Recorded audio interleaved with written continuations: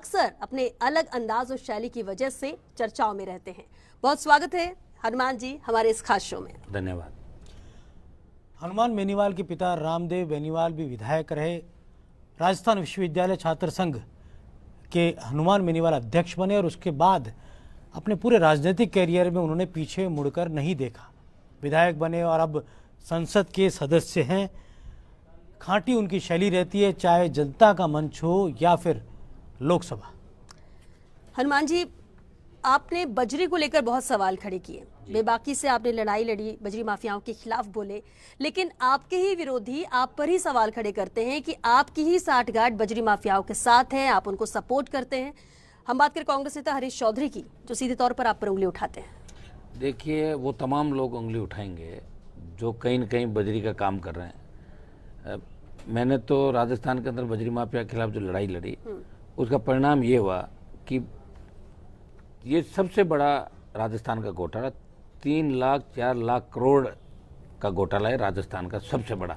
और इसके अंदर हम आजकल के अंदर ही हम बीच में चूंकि प्रदर्शनों के अंदर बिजी थे, फिर लोकसभा चल रही थी, ईडी दफ्तर का घेराव भी करेंगे। हमारे पास वो सारे कागजात है, किस तरह ये अवैध माइनिंग करते थे, किस तरह नदी का स्वरूप इन्होंने बिगाड़ा, किस तरह अंडरलोड ओवरलोड विथ डॉक्यूमेंट सबूत है यानी आपके हाँ, पास उन सबके नाम के साथ। तभी तो ईडी के अंदर देंगे ना हम कागज सारे। वो जल्दी हम करेंगे, आगामी 2-5-7 दिन ईडी दफ्तर का जब हम घेराव करेंगे। अगर हम खाली आरोप ही लगाते हैं, विरोध इस तरह थोड़ी कर पाते हैं। तो ईडी सीबीआई हमारे घर भी आ जाती है, आई तो नहीं अभी तक, दम ही नहीं है सरकारों के अंदर। हम बिल्कुल जो कहते हैं वो करते हैं। और लड़ाई अगर किसी ने राजस्थान में लड़ी, पार्टी बना के लड़ाई लड़ने की हिम्मत किसी ने करी, तो 70 साल में राष्ट्रीय लोकतांत्रिक पार्टी ने ही करी है। ये नौजवानों का और किसानों का आशीर्वाद है। आप ना तो बीजेपी के साथ हैं, ना आप कांग्रेस के साथ हैं, उसके बावजूद अशोक गहलोत आपकी कोई बात नहीं टालते। वो प्रदेश के मुख्यमंत्री, आप कोई बात कहते हो तो वो आपकी बात सुनते हैं। आपके आंदोलनों के दौरान भी आपकी बात सुनी। और बीजेपी का केंद्रीय नेतृत्व भी आपके संपर्क में रहता है, वो भी आपकी बात नहीं टालता। तो किस और जा रही है आरएलपी की राजनीति, आपकी राजनीति? देखिए, मैंने कोई अशोक गहलोत से कोई अलॉटमेंट किया तो लिए कहा नहीं भाई मुझे अलॉटमेंट कर दो या कोई एजेंसी दिला दो। मैं कह रहा हूँ आंदोलन के अंदर जो हम चाह रहे थे नहीं हुआ अभी तक।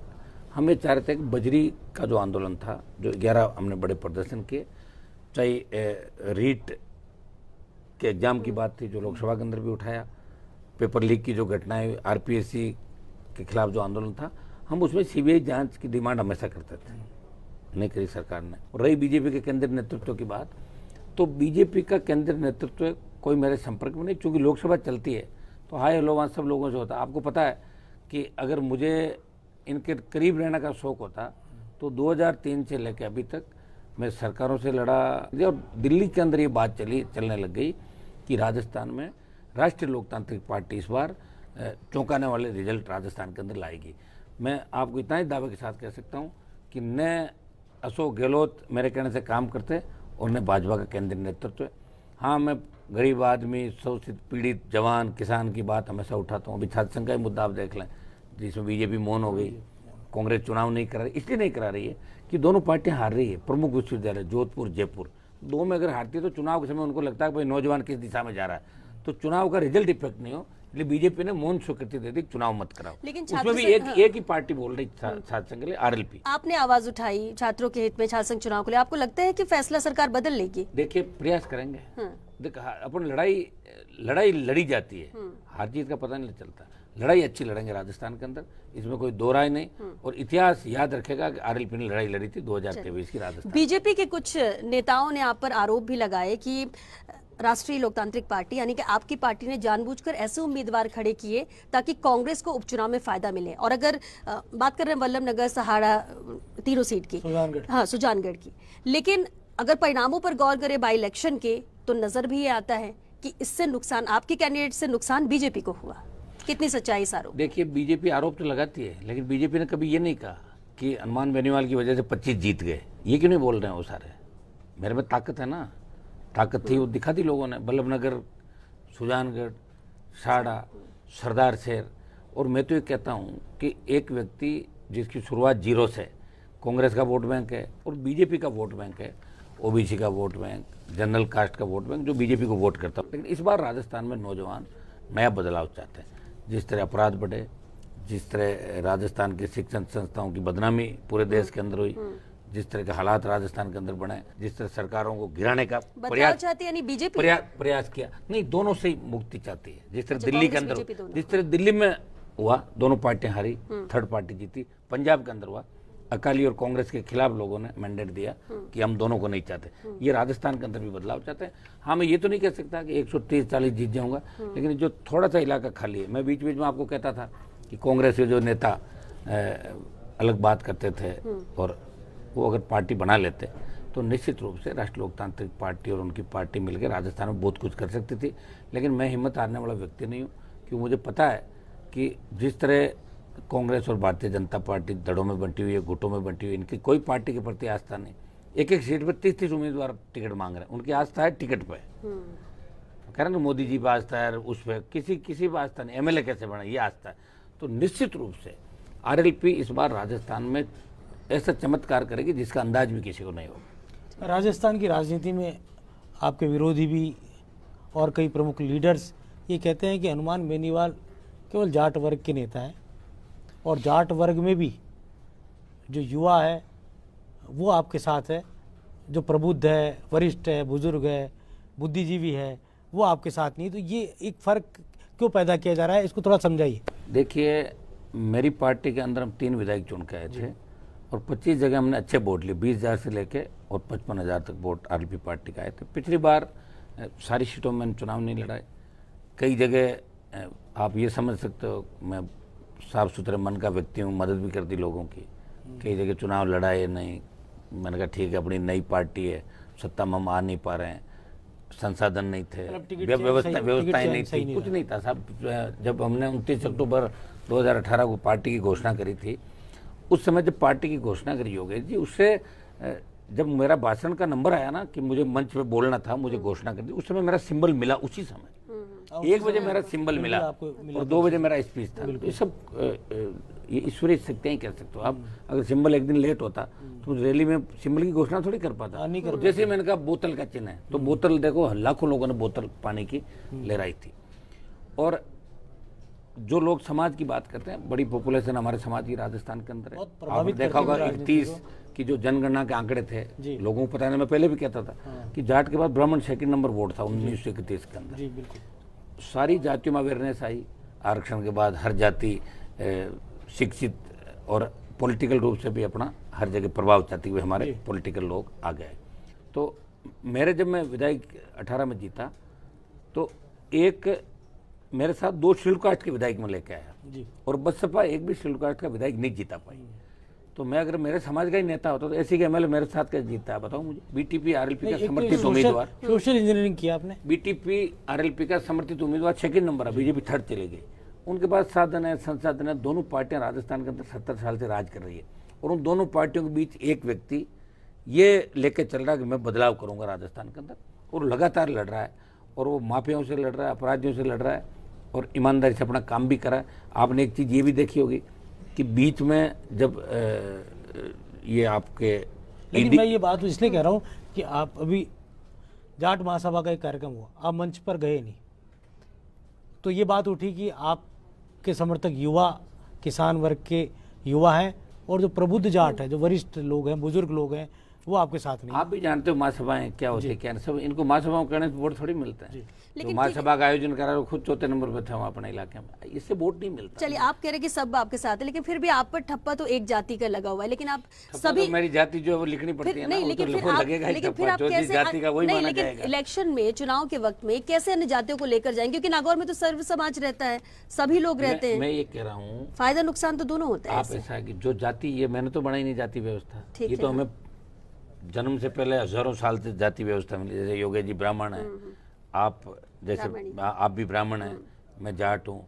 मैं ये कह रहा हूँ कि मेरी पार्टी ने राजस्थान में जो 57 उम्मीदवार उतारे, उनमें 3 राजपूत भी थे, ब्राह्मण भी थे, मीणा, गुर्जर, यादव, एससी, जाट, मुस्लिम, तमाम लोगों को उम्मीदवार। विधानसभा में ये तस्वीर देखने को मिलेगी सर्व समाज की टिकट को लेकर या चुनाव लड़ने कैंडिडेट को लेकर। इस बार राजस्थान में ऐसी तस्वीर मिलेगी जिसकी परिकल्पना राजस्थान के अंदर की, और ये सही बात है क्योंकि राजस्थान की हिस्ट्री में कभी पार्टी बनी नहीं थी। इसलिए आपको ऐसा सबको लगता है कि 2 ही पार्टी, कांग्रेस और बीजेपी।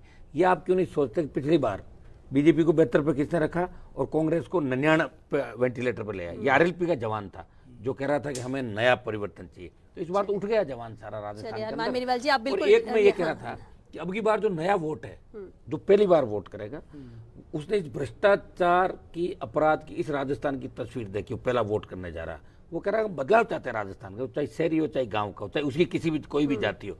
वो जब रेलवे स्टेशन में जाता है, बस स्टैंड पर जाता है, या किसी थाने तहसील कचहरी के आगे से गुजरता है, जब आरपीएससी के हालात देखता है, वो कर्मचारी चयन आयोग को देखता है, वो कहता है कि मैं ऐसा राजस्थान चाहता हूँ जहाँ रोजगार मिले, जहाँ भ्रष्टाचार नहीं हो, जहाँ महिलाओं पर अत्याचार नहीं हो।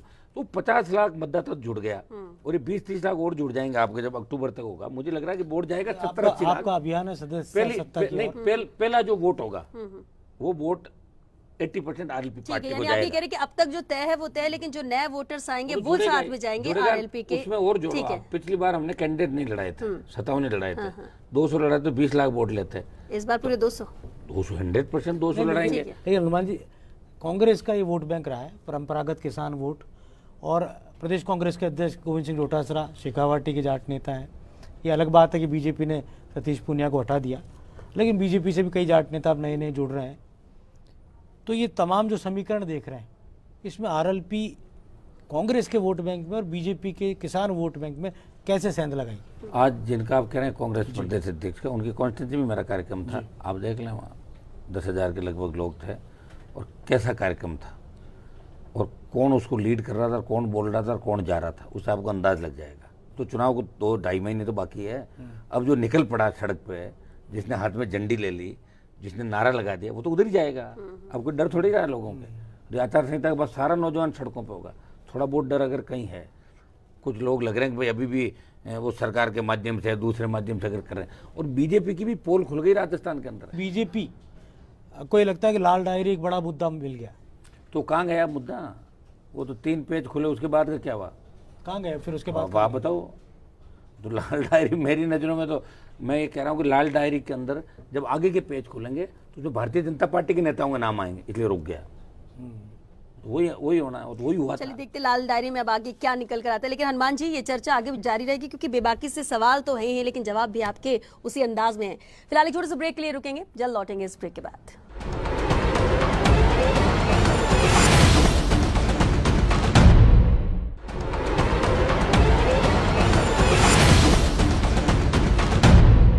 ब्रेक के बाद स्वागत है आपका। हनुमान बेनीवाल जी से बातचीत लगातार हमारी जारी है। हनुमान जी, आम आदमी पार्टी के साथ गठबंधन करेंगे आप या अकेले चुनाव लड़ेंगे? क्योंकि सचिन पायलट ने तो आपकी बात मानी नहीं। आगे के क्या समीकरण रहेंगे, क्या राजनीतिक प्लानिंग रहेगी राष्ट्रीय लोकतांत्रिक पार्टी की? देखिए, हमने एक बात शुरू से कही थी कि कांग्रेस बीजेपी को छोड़ के तमाम उन दलों से जो शोषित पीड़ित की बात करते हैं, या वो दल जो कांग्रेस बीजेपी के साथ बिना गठबंधन के लड़े, उनसे गठबंधन के रास्ते खुलें। अब आम आदमी पार्टी के साथ मेरी कोई गठबंधन की अभी तक तो कोई ऐसी बात हुई भी नहीं। और आम आदमी पार्टी का इतना बड़ा प्रभाव राजस्थान के अंदर मुझे लगा नहीं कहीं पे, क्योंकि पिछली बार के आप वोट से देखोगे तो निश्चित रूप से आम आदमी पार्टी बहुत नीचे थी राजस्थान के अंदर। हाँ, पंजाब के मुख्यमंत्री से मेरे व्यक्तिगत दोस्ती है, जब वो MP थे, वो कार्यक्रम के अंदर आने से ये चर्चा भी चली। और ऐसा नहीं है, आम आदमी पार्टी के जब दिल्ली की सरकार के खिलाफ बिल लेके आई दिल्ली गवर्नमेंट, जब उनके अधिकार वापस लिए थे, जो कोर्ट के निर्णय के, उस समय भी हमने उनका साथ दिया। वो एक विपक्ष के रूप में हम साथ थे। लेकिन यहाँ कोई गठबंधन का ऐसा अभी तक आम आदमी पार्टी से कोई बातचीत हमारी हुई भी नहीं। और हाँ, दूसरे जो लोग हैं शोषित पीड़ित की जो बात करते हैं, ट्राइबल की जो पार्टी है, या जैसे BSP है, तो इनसे पिछली बार 18 के अंदर भी मेरी गठबंधन की बात चली थी। लेकिन मैं इतना ही कह सकता हूँ कि गठबंधन अगर होगा तो हम सब मिलकर हमारी शर्तों में गठबंधन होगा, ऐसे नहीं कोई जबरदस्ती कोई थोपा जाए। अगर गठबंधन नहीं होगा तो 200 सीटों पर राष्ट्रीय लोकतांत्रिक पार्टी चुनाव लड़ेगी। आपकी एक और बात बड़ी आपकी पार्टी को लेकर बहुत ज़रूरी है, कई नई पार्टियों का जन्म हो गया, और ख़ास तौर पर चौटाला की पार्टी राजस्थान आ रही है, जननायक पार्टी। तो क्या लगता है उस पार्टी का मकसद क्या होगा? क्या लाई गई है या अपने आप आई है? बीजेपी के लोग ला रहे हैं, बीजेपी के लोग ला रहे हैं मेरे लिए। ऐसे तो कई लोग और उनका कोई फर्क नहीं पड़ेगा, कोई नुकसान नहीं होगा ना। वो तो अब तो जब टारगेट आपको कर रहे हैं। जब मैं खुद हरियाणा यूपी और जब आपको पहलवान का इशू देखिए, हाँ बिल्कुल, जो पहलवान बेटियां हरियाणा की थी ज़्यादातर, उत्तर प्रदेश के हमारे बच्चे थे, जब उनके सांसद उनके लिए नहीं लड़ने गए, मैं ही गया सबसे पहले लोकसभा के अंदर वहाँ। और तमाम आप देखिए हरियाणा जो के अंदर जो जाट आरक्षण आंदोलन हुआ, उसमें 50 बच्चों ने शहादत दी। उनका मामला अगर 1 दर्जन बार लोकसभा में उठाया, जो गलत मुकदमे बच्चों पर दर्ज करके सरकार ने अंदर डाला, तो मैं ही कर रहा हूँ सारा प्रयास। जब हरियाणा में उनकी दुकानदारी बंद होगी, राजस्थान में कौन मानेगा? राजस्थान का जवान तो इस बार खुद ये चाहता है कि हमारी बड़ी मुश्किल से तो हरियाणा और यूपी के झंडों से पीछा छुड़ाया मैंने राजस्थान के अंदर, क्यों झंडा हाथ में लेगा बताओ मुझे। और उनका आप भी जानते हो कैसे वो बीजेपी के अंदर सेट है, किस तरह की जांचें हुई, कैसे जेलों में रहे, तो उनका इतिहास लोग यहाँ कुछ भी नहीं मिलने वाला उनको। मैं कह रहा हूँ यहाँ तो वो 500 वोट भी नहीं से 500 का फिगर भी, इतना बड़ा उफान इस बार राजस्थान के नौजवानों के अंदर। हनुमान जी, ये आम चर्चा है कि इस बार हनुमान बेनीवाल विधानसभा के चुनावी समर में उतर सकते हैं। खिवसर से अगर उतरेंगे तो आपके भाई का भविष्य क्या रहेगा, या फिर कोई और दूसरी सीट का चुनाव करेंगे, अगर ये बात सत्य है तो? अभी ऐसा है कि ये सही है कि मैं विधानसभा का चुनाव लड़ूंगा, कहाँ से लड़ूंगा कहाँ से नहीं लड़ूंगा ये मुझे तय करना है। और रही भाई की बात, तो आपने राजस्थान की राजनीति के अंदर देखा होगा कि अपने भाई को कोई नेता आगे लेके कभी नहीं आया। ये हनुमान बेनीवाल ही था जिसने अपने भाई को आगे लाया और भाई को विधायक भी बनवाया। सारी बात हमारे अंदर ऐसी कोई बात नहीं है। मुझे जहाँ से चुनाव लड़ना होगा, फिर भी कोई दूसरी सीट है क्या नजर में? मैं कह रहा हूँ राजस्थान में ऐसे 50 सीटें हैं जो लोग चाहते हैं कि हनुमान बेनीवाल वहाँ से चुनाव लड़े, ये चाहते हैं लोग। आपको लगता है कि जहाँ आरएलपी को फायदा हो उस जगह से जाके चुनाव लड़ना चाहिए? ये सारी बातें अगला एनकाउंटर जब आप करोगे उसमें बता दूंगा मैं, लेकिन ये तय है कि मैं पहले विधानसभा का चुनाव लड़ूंगा। एक सीट से तो तय है, और सेकंड का भी मन बन सकता है, 2 सीटों से एक साथ हो सकता है। हाँ, तो ये बड़ी बात है, 2 सीटों से चुनाव लड़ना अपने आप में आरएलपी प्रमुख के नाते। लेकिन भाई लड़ेंगे वहीं से? अभी तय कर लेंगे ना सर, हमारा कोई ऐसा मन। मैंने आपको क्या कहा कि राजस्थान की राजनीति के अंदर आप कोई नेता मुझे एक नाम बता दें जिसने अपने भाई को पॉलिटिक्स में कोई लेके आए, बताएं मुझे एक नाम। यानी ये तय है कि हनुमान बेनीवाल लड़ेंगे, उनके भाई भी लड़ेंगे, कौन किस सीट से लड़ेगा ये अभी तय नहीं। 2024 में सांसद का तो फिक्स है, आप लड़ेंगे? आप देख लेंगे ना, तभी 23 चल रहा है। हाँ, 23 चल रहा है, 23 के बाद 24 आ जाएगा। 23 में अगर हम सत्ता में आ जाते हैं राजस्थान में तो जरूर थोड़ी लड़े वो। एक आपका दिल का प्रश्न कर लेता हूँ, जो आप डॉक्टर साहब के आप दोस्त रहे, इन दिनों कृष्णलाल जी के साथ जोड़ी जो आपकी पुरानी थी वो नजर नहीं आ रही, कहीं वो भी आपके समर्थन में उतरते नहीं है? पार्टी में चले गए ना, वो तो मर्यादाओं से बंध गए। नहीं, बीजेपी के अंदर चले गए और मेहनत कर रहे हैं वहाँ पे डॉक्टर साहब, और मेरी शुभकामनाएं को मंत्री बने, उनकी इच्छा है। लेकिन उनकी पार्टी, उनकी इच्छा है वो केंद्र में मंत्री एक बार बने, बहुत इच्छा है उनकी। मेरी शुभकामनाएं कि जल्दी जल्दी वो शपथ लेता कि हमारे भी छोटे मोटे काम हो जाए। नहीं, लेकिन उनकी पार्टी उनके मूवमेंट का उतनी पुरजोर तरीके से समर्थन नहीं करती। बीजेपी तो करती नहीं ना किसी का। बीजेपी ने कब विपक्षी भूमिका निभाई बताओ मुझे? 5000 की भीड़ नहीं कर पाते सारे लोग मिलके।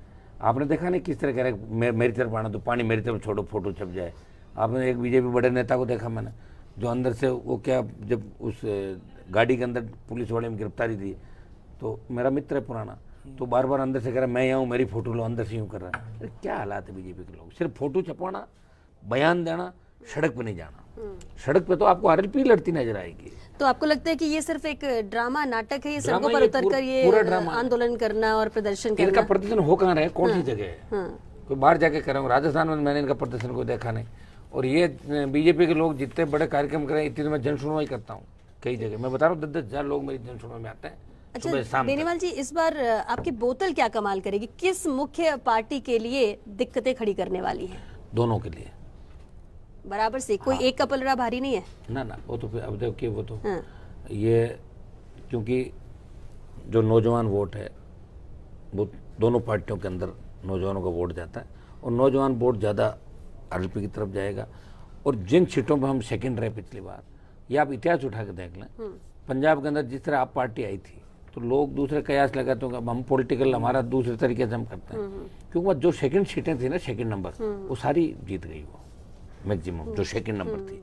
और अच्छा वहाँ जीत गई, और कांग्रेस के अंदर उठापटक हुई, तो लोगों ने कहा ये ऐसे रखा ले तो ले आओ एक तरफा, तो दे दिया लोगों ने। कोई बड़ी बात नहीं, राजस्थान की जनता, और जनता बदलते हुए देर नहीं करती और लंबे समय तक याद भी नहीं रखती किसी चीज़ को। मूड बन जाए जवानों का कि बदलाव कर दो यार, छोड़ो ये रोज रोज का टंटा खत्म करो, तो हो सकता है राजस्थान का। गाँव से तो आरएलपी को इतना जबरदस्त, देखिए मैं हार कहाँ रहा हूँ। आप सरदार शहर का चुनाव अगर देखेंगे योगेश जी, तो उसमें गांव से मैं लीड लेता हुआ नजर आता हूं। बिल्कुल सही है। लेकिन शहर के अंदर आते हैं मेरे वोट 500, 700, 1000 हो जाते हैं। जिन कॉन्स्टेंसी के अंदर शहर नहीं है, जैसे मेरी विधानसभा है, वो सिटी है ही नहीं, कोई 10,000 का एक गाँव 12,000 का आता है, इस राजस्थान में 50 विधानसभा क्षेत्र ऐसे होंगे जहाँ बड़े कस्बे नहीं है, वो तुम सीटें ले रहा हो ना सीधी, तो वो आप मान के चले कि एक तरफा वो आपके आरएलपी के हैं। नहीं, लेकिन नागौर के आगे कहाँ तक नजरें गड़ी हैं, कितनी सीटों पर आप चुनाव लड़ने का नागौर, इरादा रखते जोधपुर, हैं? बाड़मेर, पाली, जालोर, यहाँ तो हमारा वन वे चलेगा साहब, पैकिंग हो गई वोटों की, आप कभी घोषणा करा तो रेडी हैं सारे वोट। अब रही आप देखिए जो हमने प्रयास किया, जी, बीकानेर, हनुमानगढ़, गंगानगर, आप चलते चलें, बीकानेर, हनुमानगढ़, गंगानगर, चूरू, जहाँ 2 सीटों बाई इलेक्शन लड़े, सीकर, झुंझुनू, जयपुर की 13 सीटें, जहाँ पिछली बार 6-7 सीटों में 45,000 से लेके 30,000, 20,000 कोटपुर से लेके बगरू, दूधू तक लिए, अजमेर, फिर भीलवाड़ा आप आ जाए, आसीन में 45,000 के लगभग वोट आरएपी ने लिए, कपासन में 30,000 लिए, बल्लभनगर अभी हमने 50,000 लिए, भरतपुर के अंदर भी पिछली बार वोट हमारा कम आया होगा, लेकिन नदबई की सीट पे 7,000 के लगभग वोट आरएपी पार्टी ने लिए। नवलगढ़ के अंदर आप देखिए, सीकर में 30,000, नीम का थाना के अंदर 30 के लगभग, तो तमाम जगह जहाँ भी लड़े थे। और इस बार जबरदस्त तरीके से हम मतलब आगे बढ़ेंगे। और मारवाड़ हमारा पैक है, मैंने आपको कह दिया ना कि मारवाड़ तो पैक है, वोटों में बदल गया। मारवाड़ की जो 43 सीट है उनमें 40 सीट पे फर्स्ट सेकंड की लड़ाई आरएलपी पार्टी, फर्स्ट या सेकंड। ऐसा कहते हैं कि आप खुद बायतू जा सकते हैं? अभी कोई ऐसा मैंने आपको बताया, कोई मैंने मन नहीं बनाया। कहाँ से लड़ेंगे, एक सीट से पक्का लड़ूंगा, और 2 का मैंने कह दिया 2 से भी विचार कर सकता हूँ, लड़ सकता हूँ। कहीं ऐसी जगह हो जहाँ कहीं बूम लाना हो तो भर देंगे फार्म, लेकिन 50 जगह डिमांड आ रही है कि हनुमान जी आप हमारे यहाँ से लड़ो, हमारे यहाँ से लड़ो। फिर एनडीए से जुड़ने या आईएनडीए से बेनीवाल जी कौन सी चाल चलेंगे? देखिए कोई चाल नहीं चलूंगा मैं, एनडीए ने भी प्रयास किया मुझे जोड़ने का, और आईएनडीए ने भी किया, दोनों के साथ नहीं जुड़ा। मेरी चाहे मैं अकेला हूँ, लेकिन लोकसभा के अंदर जिन मुद्दों को लेकर मैं खड़ा रहा, अग्निपथ, सेना का सम्मान लौटना चाहिए, अग्निपथ वापस होना चाहिए, जो ईआरसीपी राजस्थान का, इसके अंदर चाहे लोग कहते हैं मैं स्टेट गवर्नमेंट का फेवर कराऊं, मैंने एक ही बात हमेशा कही कि राष्ट्रीय परियोजना घोषित जो होती है वो केंद्र का ही पैसा होता है उसके अंदर पूरा। ये सारी दिल्ली वालों की चूक है इस मामले में। दिल्ली वालों को भाषणबाजी करने के बजाय इसको राष्ट्रीय परियोजना घोषित करना क्या लगता है दिल्ली की चूक हो गई है? केंद्रीय जल शक्ति मंत्री को घोषणा करनी 100% चाहिए। हो ही गई। मैं कह रहा हूँ राष्ट्रीय परियोजना जब ही घोषित होगी जब देश चाहेगा, वो तो दिल्ली करेगा, तो दिल्ली वाले नहीं कर रहे जानबूझ के इस बात को। ये मैंने आरोप लगाया ना उन पर, कई बार लगाया। 13 जिलों में असर होगा? 13 जिले, तो 13 इसका जिले असर होगा, राजनीतिक असर? देखिए चुनाव से योगेश जी 6 महीने पहले राजस्थान की जनता मन बना लेती थी पहले कि किस पार्टी को हराना और किसको जिताना। जैसे पिछली बार ये मन बना लेता है कांग्रेस को घर बिठाए, 21 में कांग्रेस आ गई, बिल्कुल सही बात। और फिर बाई इलेक्शनों में 3 जगह वापिस जिता दिया जी, राजस्थान की जनता ने इस बार कोई मन नहीं बनाया। राजस्थान की जनता देख रही है क्या करना क्या नहीं करना, पर्दे के पीछे जो खेल चल रहे हैं वो भी देख रही, कांग्रेस बीजेपी मिलकर क्या क्या खेल खेल रही है। तौर पर क्या आरएलपी ही जनता को नजर आ रही राजस्थान में? मैंने आपको कहा ना कि करीब 100-125 कॉन्स्टिट्यूंसी ऐसी होगी जहाँ आरएलपी जबरदस्त तरीके से अपना प्रभाव कहने का मतलब है कि आपकी बगैर राजस्थान की अगली सरकार नहीं बैठ जाए हमारा छोटे दलों से, बीएसपी से बैठ जाए और वो वोट आ जाए बीएसपी का, तो बन ही गया। और क्या होता है, तो वोट से तो बनता है। कब बहन जी से बात करेंगे आप? कर लेंगे वो तो बचपन में नेता मेरे साथ ही सांसद सारे बैठते हैं लोग, अच्छे से। लेकिन अहम वजह क्या है? क्योंकि नकारना है बीजेपी कांग्रेस को इसलिए आरएलपी, या आरएलपी में कुछ खास इस वजह से सिर्फ आरएलपी? आरएलपी ही लड़ रही है लगातार।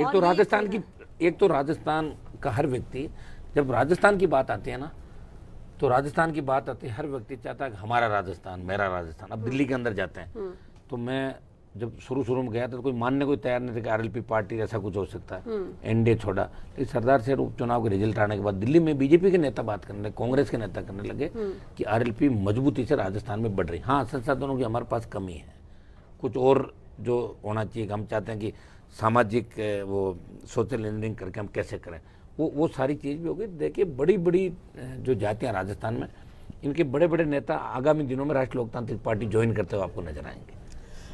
चलिए, बहुत लंबी बातचीत हुई और हनुमान बेनीवाल जी आज भी छात्र नेता की तरह ही बोलते हैं, भले वो संसद के सदस्य हैं, और वही अंदाज, वही शैली जो हम कभी सुना करते थे राजस्थान विश्वविद्यालय छात्र कैंपस के इस द्वार पर, जहाँ ये गरजते हुए नज़र आते थे एक ज़माने में। एनकाउंटर में आज इतना ही, फिर नई शख्सियत के साथ, नई हस्ती के साथ